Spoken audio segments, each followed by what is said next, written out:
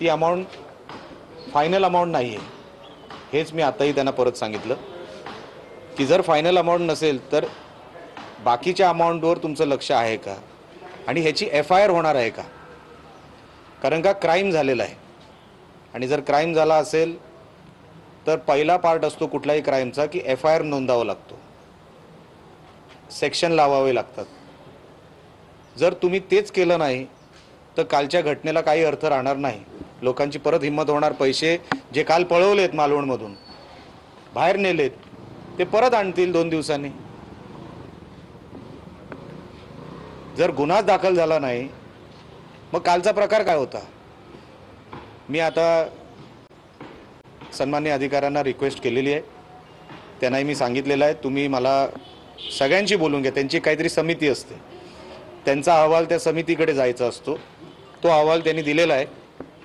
संबंधित पोलीस अधिकाऱ्यांशी पण मी बोलायला सांगितलेलं आहे की आपण संबंधित पोलीस अधिकाऱ्यांशी पण बोलून घ्या आणि आम्हाला एक मार्ग सांगा की FIR होणार की नाही।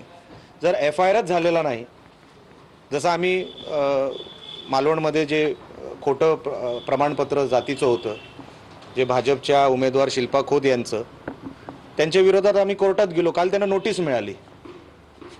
तशी प्रक्रिया।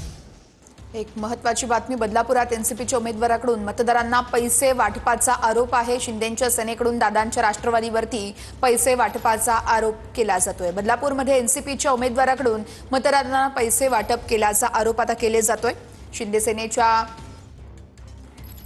सगळ्या उमेदवारांचा हा आरोप असल्याचं कळतंय। तर बदलापूरमध्ये एनसीपीच्या उमेदवारांनी मतदारांना पैसे वाटल्याचा हा आरोप आहे। शिंदेंच्या सेनेकडून दादांच्या राष्ट्रवादीवरती हा गंभीर असा आरोप करण्यात आलेला आहे। बदलापुरातील हा सगळा प्रकार आहे आणि हा संपूर्ण प्रकार एका मोबाईल कॅमेऱ्यात देखील चित्रित झालेला आहे। बदलापूरमध्ये एनसीपीच्या उमेदवाराकडून मतदारांना पैसे वाटल्याचा आरोप शिंदेंच्या सेनेकडून करण्यात आलेला आहे। बदलापूरमध्ये हा सगळा प्रकार घडलेला आहे। शिंदेंच्या सेनेकडून दादांच्या राष्ट्रवादीवरती पैसे वाटल्याचा हा आरोप आहे आणि हा संपूर्ण आरोप केल्यानंतर वाद झाला। त्या वादविवादाचा व्हिडिओ देखील सध्या हा आपण बघत आहोत। बदलापूरमध्ये अजित पवार यांच्या राष्ट्रवादीच्या उमेदवाराकडून मतदारांना पैसे वाटल्याचा आरोप आहे।